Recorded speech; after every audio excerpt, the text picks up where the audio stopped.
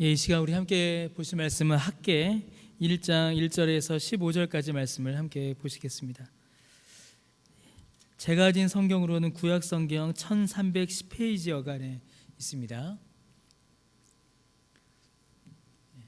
제가 가진 성경으로는 구약 성경 1310페이지 여간에 있는 학개 1장 1절에서 15절까지 말씀을 함께 보도록 하시겠습니다.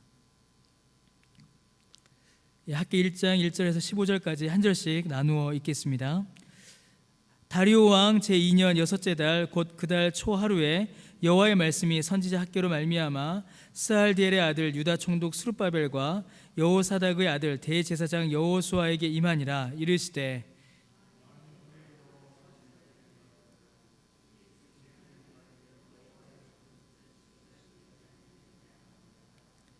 여호와의 말씀이 선지자 학개에게 임하여 이르시되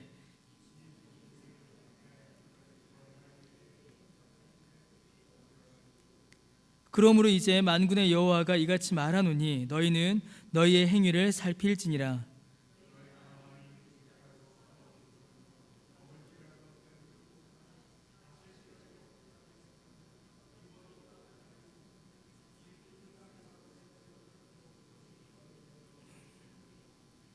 만군의 여호와가 말하노니 너희는 자기의 행위를 살필지니라.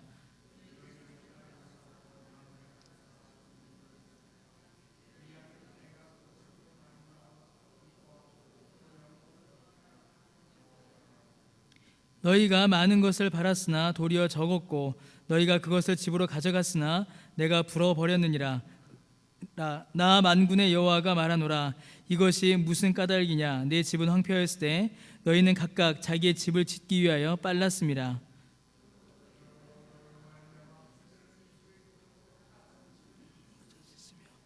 내가 이 땅과 산과 곡물과 새 포도주와 기름과 땅의 모든 소산과 사람과 가축과 손으로 수고하는 모든 일에 한재를 들게 하였느니라.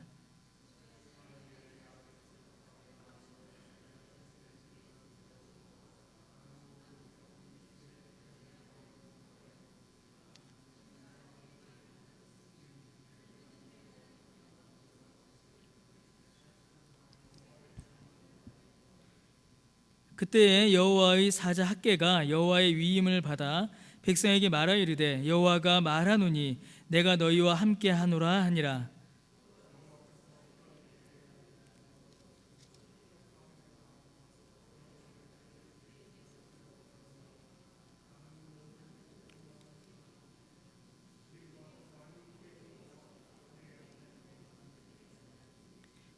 함께 읽습니다. 그때는 다리오 왕 제2년 여섯째 달 24일이었더라.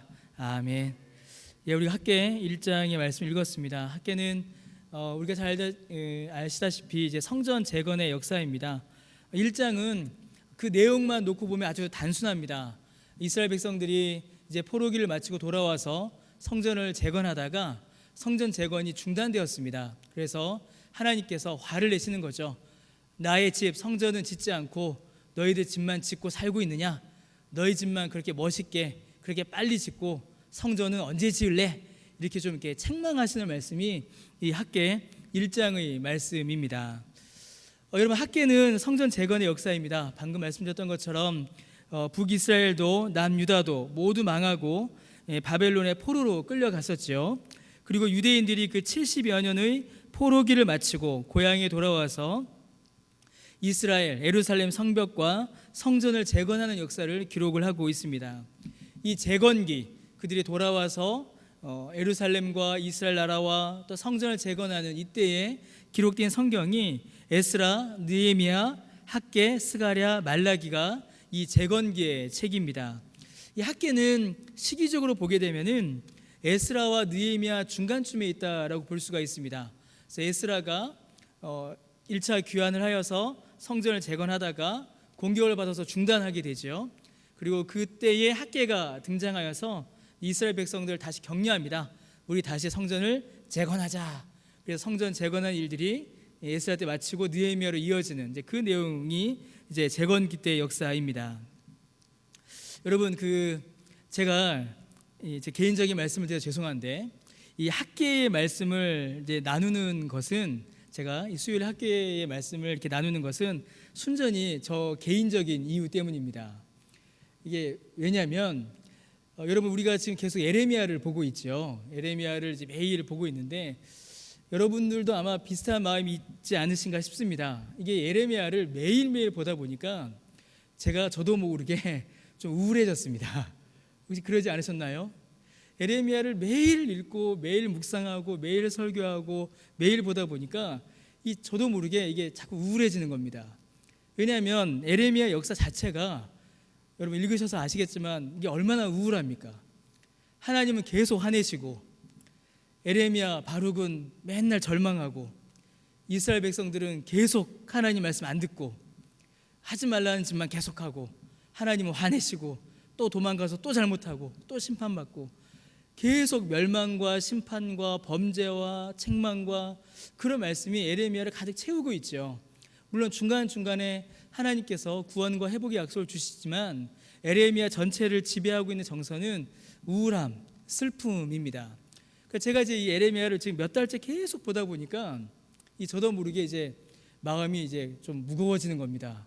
설교를 해도 자꾸 그런 생각만 나고 그래서 제가 안 되겠다. 이걸 한번 좀 끊어야겠다. 제 스스로 이게 너무 이 실패와 심판의 역사만 보니까 우울해져서 이제 제가 안 되겠는 거예요. 그래서 그러면 건너뛰어보자.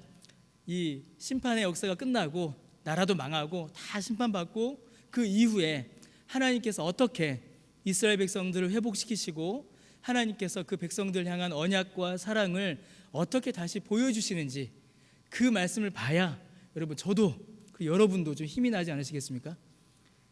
그래서 순전히 저를 위해서 제가 학계 말씀을 봤습니다. 그래서 전도서를 볼 때 이런 우울함이 또 우리에게 옵니다. 그런데 저는 이제 에레미야를 보면서 이런 걸 경험한 게 저도 참 처음인데 순전히 그 이유 때문에 우리가 학계를 보는 겁니다. 그래서 우리가 오늘 학계를 보실 때에 하나님께서 어떻게 그 백성과 또 지금으로 치면은 우리 교회죠. 하나님께서 그 백성과 하나님의 교회를 포기하지 않으시고 다시 회복시키시는지 슬픔과 절망과 좌절 그 죄와 심판 가운데 빠져 있었던 그 하나님의 백성들을 하나님의 나라를 하나님께서 어떻게 다시 일으키시는지 그 은혜와 회복의 역사를 우리가 학계를 통하여서 우리가 살펴볼 수 있고 또 이 말씀을 통하여서 회복의 은혜를 경험하시는 저와 여러분 되시기를 주님의 이름으로 축원합니다. 우리가 좀 보겠습니다. 학계는 성전 재건에 초점을 맞추어서 백성들을 격려하고 하나님의 뜻을 전합니다. 여러분 우리가 이 성전 건축 이제 솔로몬 때 성전 건축이 있었고 또 여기에서 다시 성전을 재건하는데 우리가 이 성전 재건, 성전 건축을 이해할 때 반드시 우리가 좀 한 가지 주의해야 할 것이 하나가 있습니다. 그것이 무엇이냐면 이 성전 하나님께서 다시 재건해라 라고 말씀하신 이 성전은 눈에 보이는 건물로서의 성전만을 하나님께서 말씀하시는 것이 아닙니다. 물론 학계에서 우리가 살펴보는 성전은 눈에 보이는 건물로서의 성전을 가리킵니다. 그래서 학계 때 세워진 성전을 가리켜서 이제 스룹바벨 성전이다라고 이렇게 이야기를 하죠. 솔로몬 때 화려했던 성전에 비해서 너무나 초라했던 그 스룹바벨 성전이 학계 때 세워집니다. 물론 눈에 보이는 성전이 세워집니다. 그러나 하나님께서 성전을 재건해라, 다시 성전을 일으켜라 라고 말씀하실 때에는 눈에 보이는 건물로서의 성전만을 하나님께서 말씀하시는 것은 아닙니다. 하나님께서 성전을 재건하라 라고 말씀하실 때에는 눈에 보이는 건물로서의 성전이 아니라 성전 안에서 이루어지는 일들, 성전을 통하여서 행하여졌던 일들이 다시 회복되기를 하나님께서는 원하시는 것입니다. 성전 안에서 무슨 일들이 일어나는지, 성전을 통하여서 하나님께서 그 백성들에게 어떤 은혜를 주셨는지 그것을 우리가 이 말씀을 통하여서 확인하여야 하고, 그것이 하나님께서 이스라엘 백성들에게 성전을 재건하라라고 말씀하시는 궁극적인 목적인 것입니다. 그것을 알아야 여러분 우리가 어떤 유익을 얻을 수 있냐면, 눈으로 보이는 성전이 사라져버린 지금 이 순간 우리에게 성전이 어떤 의미인가를 우리가 알 수가 있고, 더하여 완전하고 궁극적인 성전이신 예수님께서 우리에게 베푸시는 은혜의 성격에 대해서도 우리가 좀 더 분명히 알 수 있는 것입니다. 여러분, 성전에서 어떤 일이 있었나요? 여러분, 성전에서 어떤 일이 있었을까요? 아시죠? 자, 성전에 가면 맨 처음 어떤 일이 있죠? 가장 대표적인 일이요, 성전에서는 뭘 했습니까? 하나님께 제사를 드렸죠. 제사를 드리기 위해서 성전 마당에서는 어떤 일이 벌어졌냐면 제물을 잡는 일이 벌어졌습니다. 그래서 어떤 학자는 이스라엘의 예루살렘의 성전은 거대한 도축장과 같았다라고 이렇게 설명을 합니다. 안 그렇겠습니까? 매일 소와 양을 잡고 그 피가 흐르고 각을 뜨고 불로 태웠으니 아마 피비린내가 진동하는 곳이었을 겁니다. 근데 왜 제사를 하나님께 드렸죠? 왜 제물을 드렸죠? 그렇죠, 죄를 사함받기 위해서입니다. 그럼 죄를 사함받으면 뭐가 좋을까요? 죄를 사함받으면 뭐가 좋죠? 왜 하나님께서는 제물을 잡아서 그 백성들의 죄를 사하는 이 제사를 하나님께 드리게 하셨을까요? 아주 단순한 이유입니다. 하나님께서 이스라엘 백성들과 사귀기 위해서였습니다. 하나님과 이스라엘 백성들 사이의 교제를 회복시키기 위해서 하나님께서는 이 제사를 이스라엘 백성들에게 명령하셨습니다. 왜냐하면 죄를 가지고서는 거룩하신 하나님 앞에 나아갈 수가 없기 때문이죠.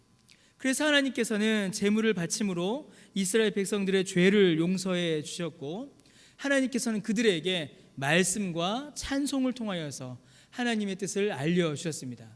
그래서 성전은 참 재밌는 곳이었습니다. 성전은 죽음, 제물의 죽음이 있는 동시에 죄사함의 생명이 있는 곳이었고, 자기의 죄를 가져와서 하나님 앞에 애통하며 눈물로 회개하는 동시에 하나님과의 교제가 회복되어서 기쁨과 찬송을 드리는 곳이 바로 이 성전이었습니다.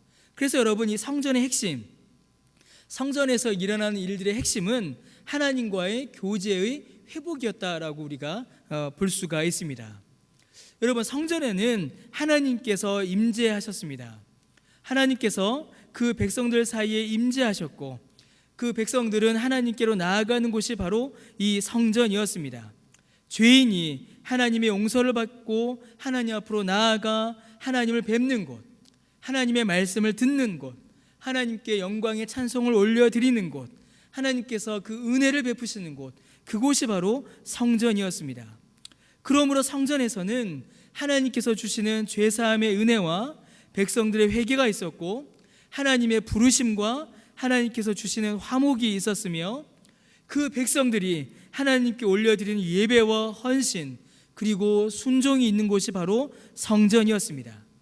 그리고 이 모든 것을 가능하게 하는 희생 제물의 죽음과 피가 있는 곳이 바로 성전이었으며, 그 성전 가운데에 하나님의 언약궤가 있고 레위인들이 찬송함으로 하나님의 뜻과 하나님의 말씀을 그 백성들에게 전해주는 곳이 바로 성전이었습니다.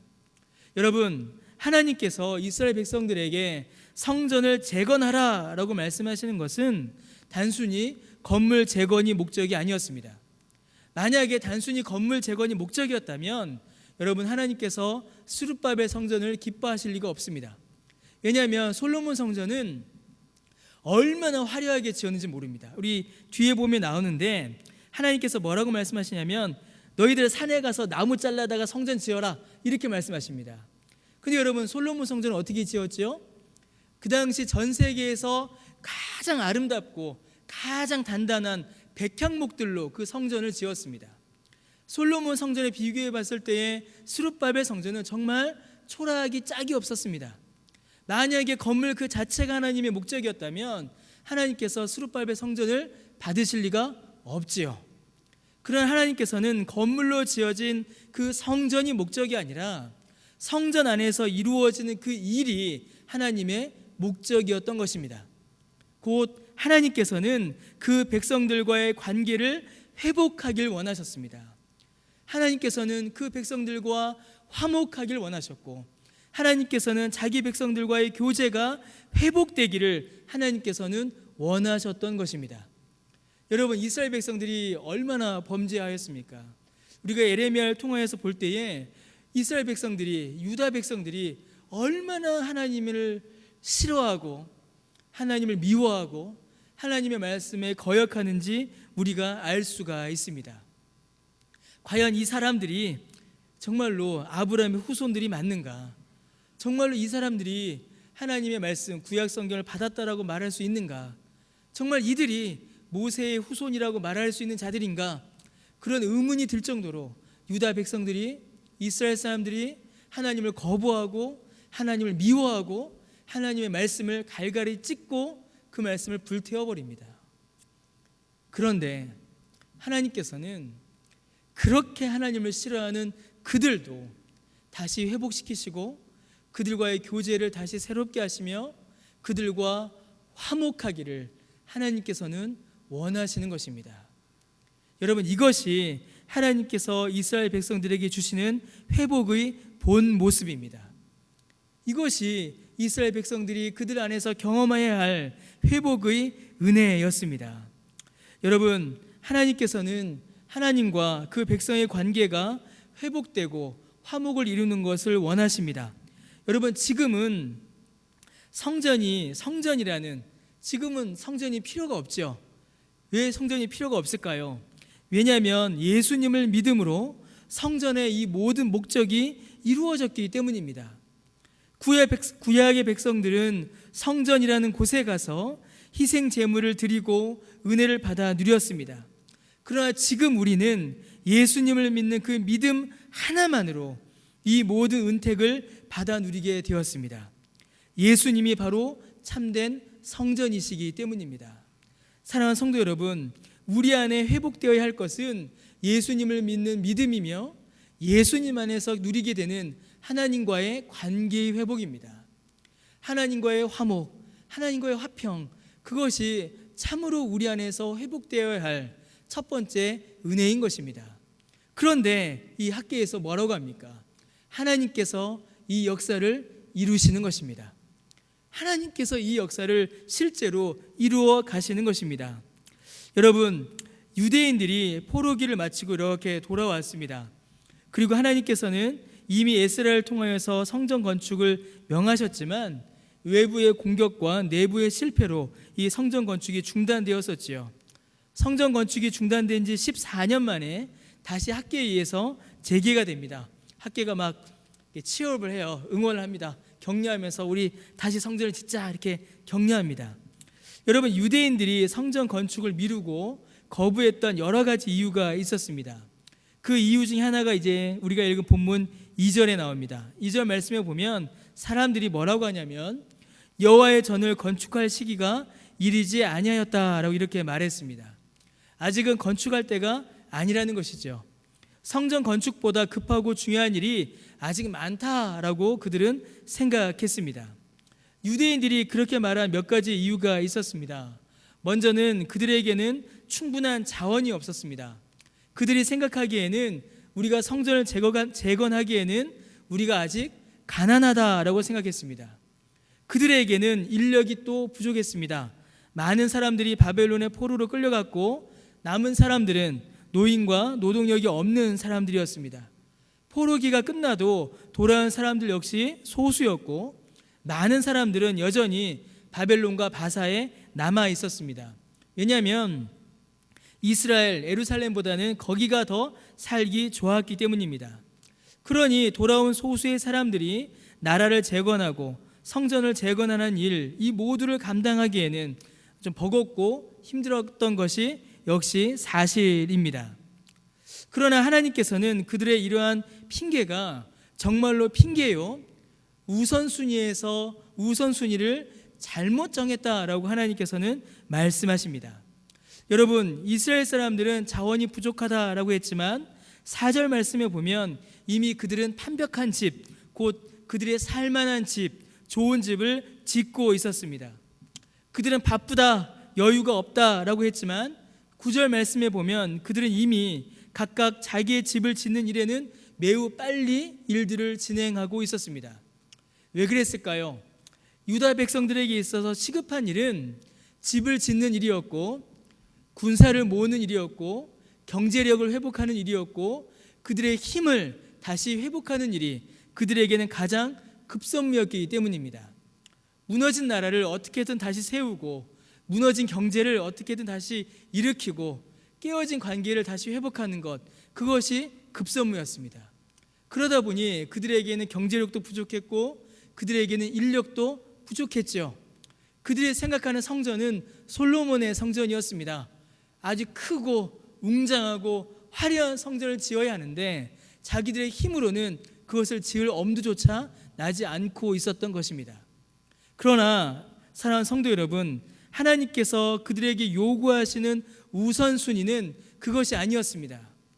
하나님의 백성들이 가장 먼저 해야 할 일들은 그런 것들이 아니었습니다. 하나님의 백성들이 가장 먼저 해야 할 일은, 하나님께서 하나님의 백성들에게 가장 먼저 요구하셨던 일은, 그들이 가장 먼저 해야 할 우선순위는 하나님과의 관계가 회복되는 것이었습니다. 어쩌면 집을 짓는 일보다, 어쩌면 성벽을 재건하는 일보다, 어쩌면 웅장하고 화려한 성전을 짓는 일보다 가장 먼저 그들이 해야 할 일들은 하나님과의 관계를 회복하고 하나님 앞에 나아가 죄사함 받고 하나님의 말씀을 듣는 일, 그것이 이스라엘 백성들이 가장 먼저 해야 할 일이었습니다. 그것을 그들이 뒤로 미루고 있었던 것이지요. 그들이 그것을 뒤로 미루고 있고 그것을 하지 못할 핑계만 대고 있었던 것입니다. 그때의 학계가 나타난 겁니다. 하나님께서 그때의 학계를 통하여서 이스라엘 백성들을 다시금 격려하고 계십니다. 오늘 말씀에 보면은 이제 8절, 9절, 10절, 11절 이렇게 보게 되면은 조금 하나님께서 뭐라고 하세요. 너희들 농사 지어봐라. 그거 망할 거다. 돈 벌어봐라. 전대에 구멍 나서 돈 다 흘려버릴 것이다. 좀 약간 하나님께서 좀 화가 나신 것 같습니다. 그렇죠. 그러나 여러분, 이 말씀들은 단순히 하나님께서 저주의 말씀을 이어가시는 그런 말씀으로만 볼 것이 아닙니다. 이 말씀은 정말로 급한 것이, 농사를 짓는 일보다, 돈을 버는 일보다 정말로 이스라엘 백성들이 가장 먼저 해야 할 일이 하나님과의 관계를 회복하는 것임을 하나님께서 분명하게 그들에게 알려주고 계신 것입니다. 그리고 나서 어떤 일이 벌어질까요? 하나님께서 내가 너희와 함께 하겠다라고 말씀하십니다. 이제 하나님과의 관계를 회복하기 위하여 성전을 재건한다면 내가 너희와 함께 하겠다. 너희와 관계를 내가 회복하겠다. 너희와의 교제를 내가 회복하겠다라고 하나님께서 말씀하시는 것입니다. 여러분, 이 말씀이 얼마나 놀라운 말씀인지 아십니까? 이거는 어마어마한 말씀입니다. 왜 그럴까요? 에레미야, 또 에레미야입니다.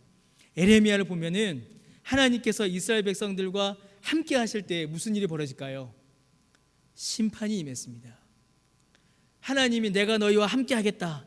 내가 너희들에게 내려가겠다. 여호와의 날이 너희들에게 임한다. 이 말은 에레미야까지 보면 전부 다 심판의 날이었습니다. 하나님께서 지켜보시다가 하나님께서 때리시는 날이 여호와의 날이었고, 하나님께서 참다 하나님께서 그들을 벌하시고 멸하시는 것이 하나님께서 그들과 함께 하시는 일이었습니다. 자, 그런데 이제 어떻게 됐습니까? 하나님이 함께 하시는데, 하나님이 그들에게 임하시는데 그들이 망하거나 그들이 죽거나 그들이 심판받는 것이 아니라 하나님께서 그들을 살리시는 것입니다. 그들을 다시 회복시키시는 것입니다. 그들에게 생명을 주시고 구원을 주시고 은혜를 주시는 것입니다. 여러분, 예수님의 다른 이름이 있지요. 뭘까요?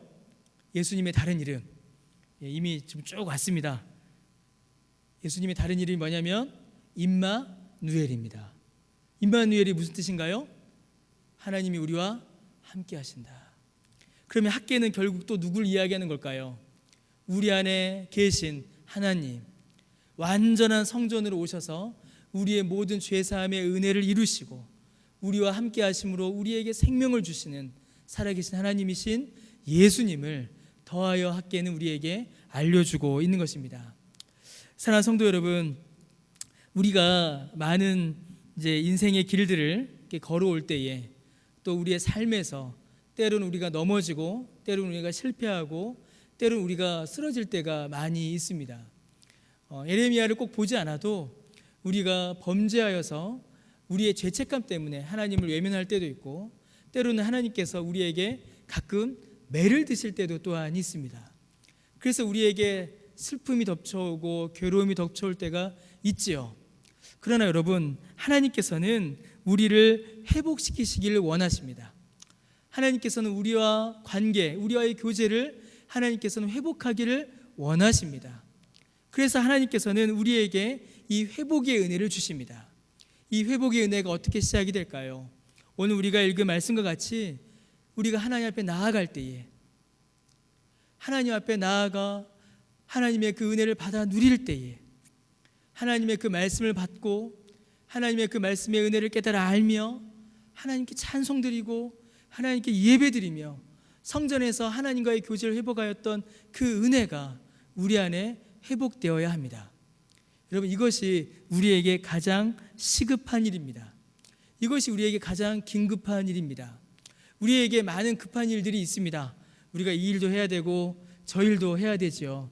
우리에게 급한 일들, 우리에게 빨리 해야 될 일들, 가장 중요하게 여겨진 일들이 많이 있습니다. 그러나 우리에게 가장 중요한 일은, 우리에게 가장 급한 일은 하나님과의 관계를 회복하는 것입니다. 예배를 회복하는 것이고, 기도를 회복하는 것이고, 찬송을 회복하는 것이고, 말씀의 은혜를 회복하는 것이죠. 하나님께서 회복시켜 주겠다라고 우리에게 약속해 주십니다. 이 약속의 말씀을 붙잡고 이 은혜를 바라며 기대하며 하나님과의 그 관계의 회복, 우리의 심령의 회복의 은혜를 경험하시는 저와 여러분 되시기를 주님의 이름으로 축원합니다. 기도드리겠습니다. 하나님, 은혜를 감사드립니다. 오늘도 우리에게 이 학계의 말씀을 통하여서 우리를 향하신 하나님의 그 구원의 말씀을 주시오니 감사를 드립니다. 하나님, 우리에게 가장 급한 것이 무엇이겠습니까? 우리가 가장 긴급히 행해야 될 것이 무엇이겠습니까? 하나님, 우리에게 이 일도 급하고 저 일도 급하고 많은 일들이 우리에게 우선순위를 뺏어가고 있습니다. 하지만 주님, 그 어떤 일보다, 그 어떤 일들보다 하나님과의 관계를 회복하는 것을 가장 우선하는 우리 모두가 되게 하여 주시옵소서.